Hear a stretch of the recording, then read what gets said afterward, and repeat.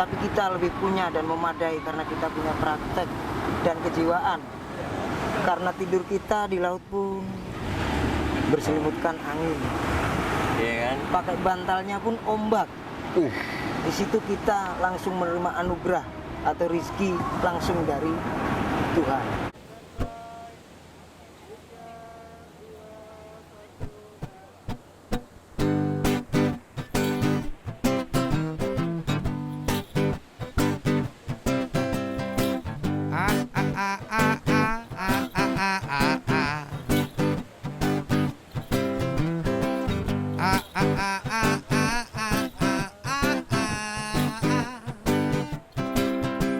Bangun pagi sinar mentari hangat di hati, seiring Bob Marley nyanyikan lagu cinta.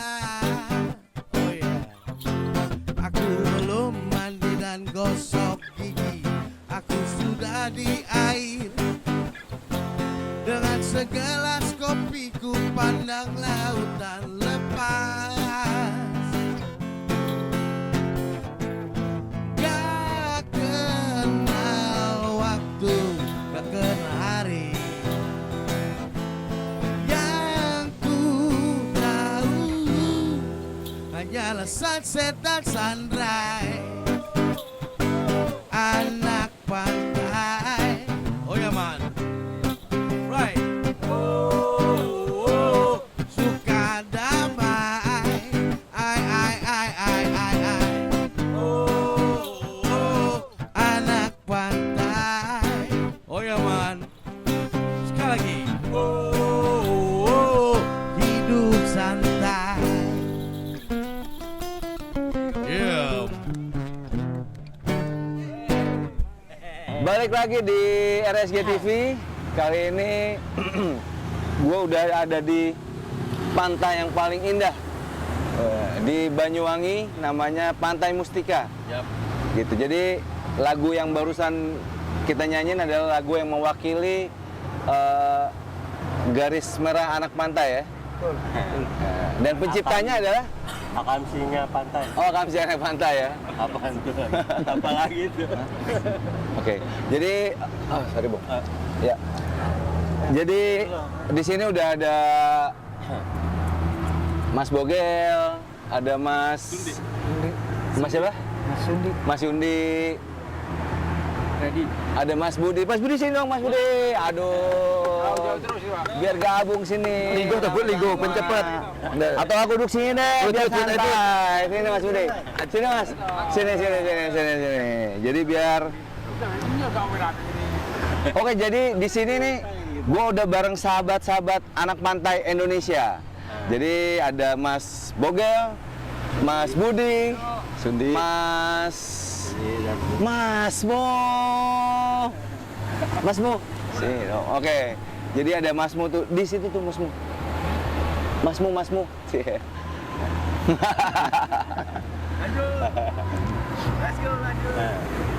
Oke Bang, jadi lo bisa ceritain dulu nggak story dari lagu Anak Pantai, Bung? Ya, jadi kalau kita ngomongin pantai pasti unik ya. Pantai pasti unik. Karena emang ada pasirnya, ada air lautnya yang bolak-balik terus tuh, yang nggak pernah berhenti. Ya. Terus ada banyak, apalagi ada anaknya. Anaknya, itu anak pantai ya. Pantai. Jadi melihat maksudnya hidupnya ininya kan di situ kan dibilang hidup pantai lah.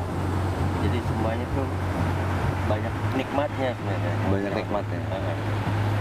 Kita bisa lihat perbedaan antara darat sama laut sama air yang segede bagong itu kan. Wih. Nah, diantaranya itu, makanya menggali kehidupan unik yang di pantai itu menyenangkan sekali, bro. Dan itu kalau menurut gue sih kita perlu apa ya? Di situ ada budaya uniknya gitu loh, karena dua alam menyatu gitu. Anak sama pantai. anak buah laut sama daratan. Laut sama daratan. Itu yang jadi itu. Nah mungkin juga bisa kan ini kan ada yang benar-benar kalau kita kan anak kota terus suka ke pantai-pantaian ke gunung-gunungan suka gitu-gitu kan kita tanyain Yang the real anak pantainya. makanya Terima kasih. nah, di situ. Jadi pantai adalah suatu anugerah di mana Ya. adalah batas terluar dari suatu daratan Nah, dan di mana kita berbaur dengan alam, kita juga hidup menyatu dengan reaksi alam yang ada. Jadi di pantai itu suatu anugerah yang sangat besar di mana 4 kali dari luas daratan Indonesia itu adalah pantai terluas Indonesia. Karena bukan dahulu mungkin hampir punah adalah negeri bahari itu hilang dari cerita-cerita zaman dulu. Makanya kita ingin membangun sebagai anak pantai di mana kekayaan pantai Indonesia, kekayaan pantai kita cukup banyak di sini. Bahkan kita pernah berbaur dengan orang-orang di mana yang punya potensi tentang teori pantai, tentang teori laut. Tapi kita lebih punya dan memadai karena kita punya praktek dan kejiwaan. Karena tidur kita di laut pun berselimutkan angin. iya kan Pakai bantalnya pun ombak. Di situ kita langsung menerima anugerah atau rizki langsung dari Tuhan. Jadi pantai sangat memberi banyak potensi, tergantung harapan kita ke depan bisa dikedepankan tentang kekayaan alam yang dimiliki Indonesia, apalagi pantainya. Karena dahulu cerita mungkin dari zaman kerajaan-kerajaan Tidore ataupun dari wilayah Kalimantan itu Kutai Kertanegara itu mereka jaya dengan pantainya, mereka jaya dengan perdagangan ataupun rumah ripahnya negeri ini, tapi pantai belum terungkap dengan kekayaannya. Iya, Pak. Sedangkan kalau Indonesia itu memiliki garis pantai yang terpanjang nomor 2 di dunia ya, Pak. Panjang. Iya. Maka dari itu ya kalau kita kadang-kadang tercipta sebuah kata itu kadang-kadang menyulitkan kita juga. Jadi di sisi ada kata pakai hanya jalur kanan, jalur kirinya belum. Jadi di situ istilah-istilah itu menyulitkan kita untuk mengembangkan pantai yang kita miliki. Bahwasanya destinasi baru terungkap bahwasanya Indonesia sangat cantik dan kaya akan alamnya. Dan juga obat terbaik suatu permasalahan setiap manusia itu adalah pantai. Dan inspirasi Nah. itu banyak timbul dari pantai ya. Dari pantai. Bisa banyak. Apapun. Tempat curhat ya. Sebuah musik pun akan menjadi suatu karya emas apabila mereka menyampaikan aspirasi dengan syair alam bernuansa pantai. Itu pasti. Pak, Nah. mau tahu aku bertanya ya. Boleh. Kalau di pantai Mustika ini selain pariwisatanya, ada apa aja sih yang penghasilan mungkin apa namanya yang didapat dari penduduk, masyarakat. selain mungkin ada nelayan atau mungkin ada perkebunan juga, ada apa aja? Sebenarnya di Pantai Mustika ini banyak. Selain dari ini baru-baru ini wisata ini masih baru. Kita buat karena apa? Kita punya kekayaan yang ada di garis pantai. Dengan wisatanya kita bisa dikenal, kita bisa berinteraksi dengan orang kota itu dengan pantai. Ternyata kita bisa nyambung. Dulunya nggak ada. Kalau untuk pendapatan dari selain berwisata, dulu kita hanya mengharapkan dengan hasil laut. Nah, hasil laut di situ kita juga masih belum bisa menikmati sebenarnya hasil laut Indonesia seperti apa, karena sistem harga pun nggak mencapai ekonomi target kita beroperasi seperti itu. Karena Indonesia masih tergolong dengan nelayan tradisional. Tradisional. Jadi kita ingin merubah itu kita tidak membuang nelayan tradisional, tapi kita memiliki kekayaan sumber laut yang sangat banyak. Nggak pernah putus tuh. Ya. Ya. Nah, Seperti lobster lobster.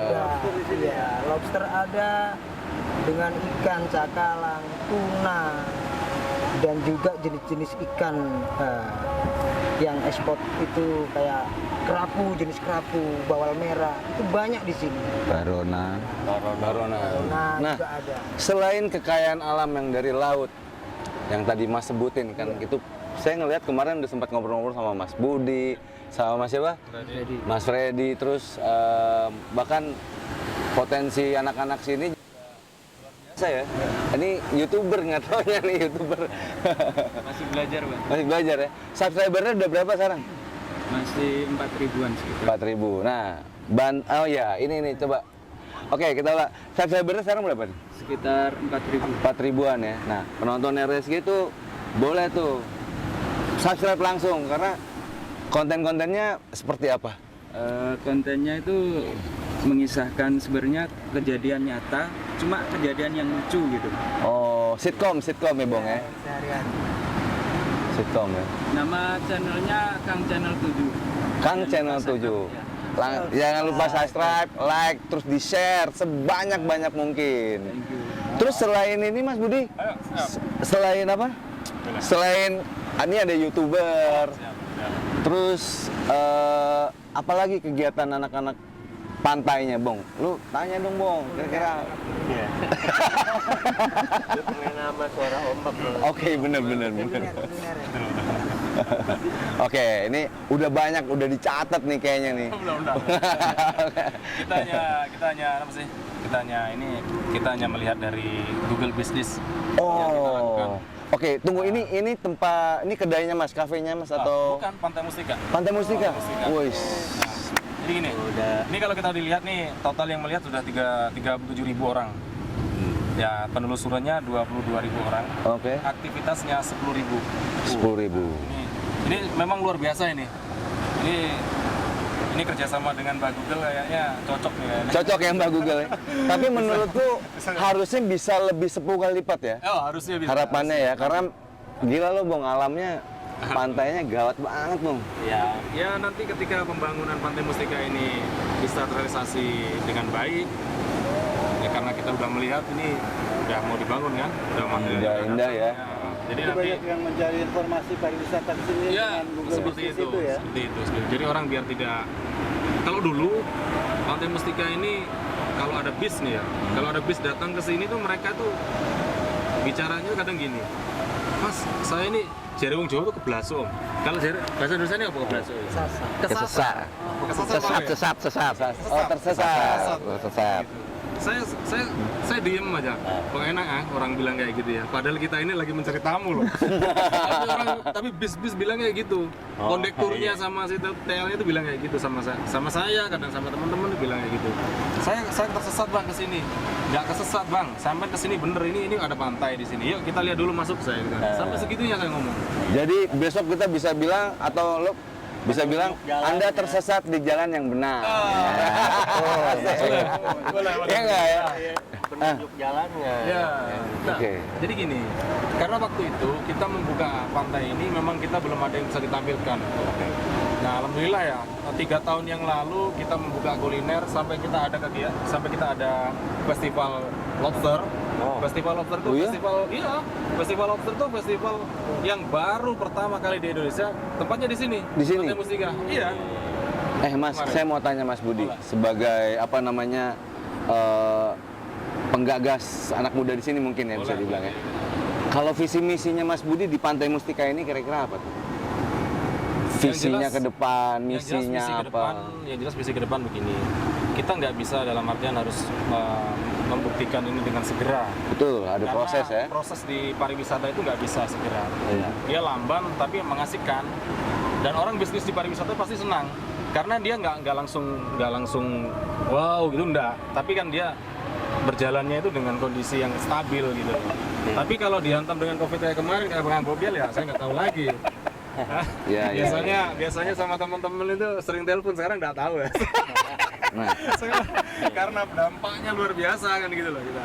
Ya karena Ya, dampaknya itulah. Kalau pandemi visi lah. misi yang pasti jelas Om, karena kita ini anak muda di sini semua, kita harus mempunyai suatu target bagaimana sih suatu kelompok itu bisa, ya kita bisa, jangan hanya gini loh, kalau bisa itu kita mengandalkan bisnis pariwisata pure gitu loh, seumpamanya ini ya, Ya. bisa dirasakan bener hasilnya gitu loh maksudnya, bisa dirasakan benar. Nah, terus kan di daerah sini nih ada 3 titik pantai pariwisata ya. Ada 3 titik pariwisata pantai yang bagus-bagus kan. Ada Mustika, ada apa? Pulau Merah. Pulau Merah Gumuk Kancil, ada Pulau Merah.